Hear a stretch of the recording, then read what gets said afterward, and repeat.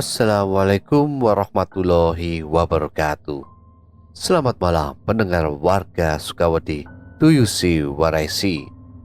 Saya Andi Putro berkesempatan pada malam hari ini untuk menceritakan sebuah kisah mistis. Makhluk tak kasat mata seperti halnya setan dan jin dapat menampakkan diri dalam bentuk apapun, bahkan dapat menyerupai seseorang yang sudah meninggal maupun yang kita kenal. Seperti halnya kisah mistis malam hari ini yang dialami oleh Ami. Selamat mendengarkan. Halo, nama saya Ami. Saya dari Papua, khususnya di Jayapura. Saya juga ingin berbagi sedikit cerita tentang pengalaman saya waktu saya dan anak saya yang lagi berumur sekitar 3 bulan. Saat itu kami berdua sedang tidur karena suami saya di tempat kerja. Jadi saya tinggal berdua dengan anak saya. Singkat cerita, setelah selesai beres-beres rumah, saya pun tak lupa memandikan anak saya sekitar pukul 3 sore. Sehabis mandi, saya tak lupa juga kasih minum susu karena anak saya masih minum ASI. Jadi kami berdua tidur sekitar pukul 11 malam. Saya rasa lapar, jadi saya bangun untuk makan. Tiba-tiba anak saya menangis. Sampai dikasih ASI juga dia tidak mau. Saya pun panik, maklum anak pertama. Setelah saya bujuk, anak saya pun tidur. Dan pada saat tengah malam, sekitar pukul 1:32, saya pun tak tahu, karena yang jelas saya melihat sosok perempuan berbaju putih polos duduk di samping anak saya. Dan membuat saya terkejut, makhluk tersebut ingin menyusui bayi saya. Dan spontan saya pun marah. "Hei, siapa kamu? Kenapa kamu mau susui anak saya?" Dan dia pun menjawab, "Karena waktu saya lewat, saya dengar anak kamu menangis. Jadi saya mau kasih ASI biar dia diam." Dan saya pun marah lagi.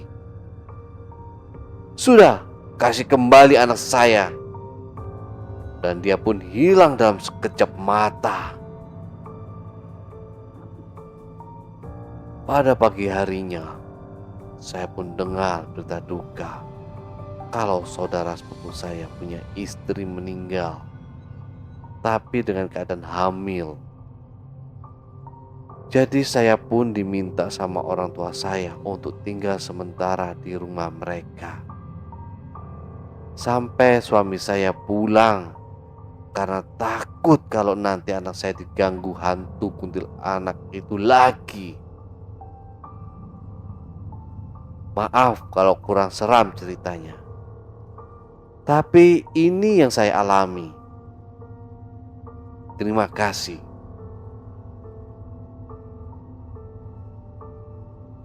Para pendengar, itulah tadi kisah mistis yang dialami oleh Ami di Jayapura.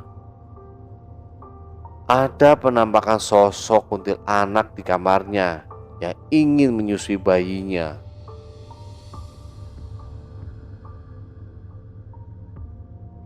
Dan sosok si kuntilanak tersebut menyerupai istri dari sepupunya yang meninggal saat kondisi sedang hamil. Setan Jin yang senang terhadap bayi dan anak-anak, yaitu identik dengan makhluk kuntilanak dan wewe gombel. Jin pun juga dapat menyerupai dengan sosok orang yang pernah kita kenal atau orang yang kita kenal atau orang yang sudah meninggal. Kadang-kadang di desa-desa terjadi anak-anak hilang disembunyikan oleh sosok makhluk tersebut.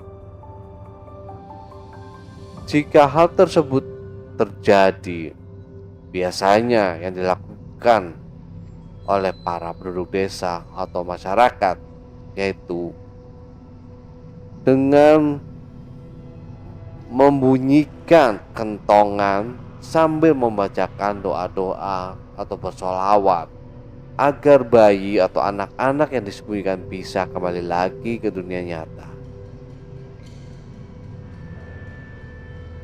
Percaya nggak percaya, biasanya orang Jawa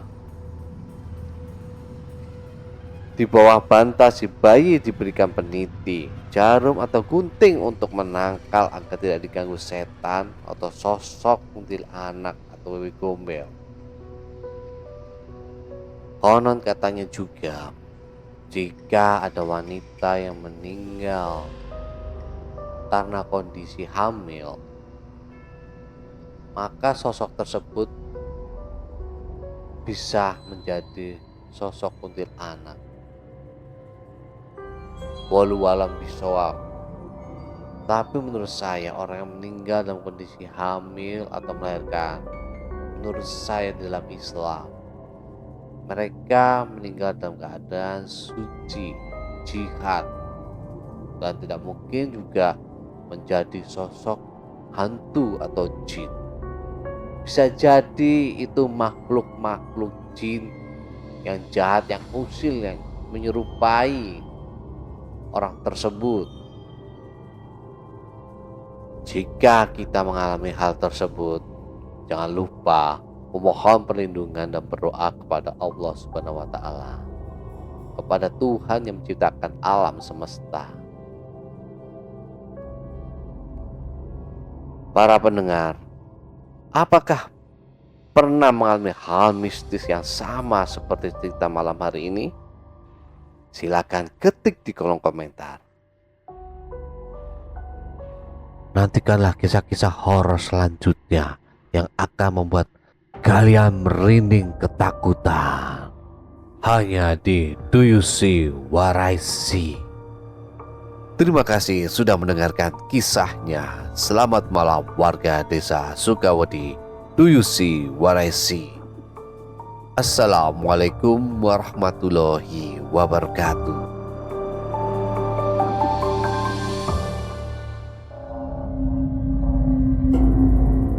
Kamu punya pengalaman horor?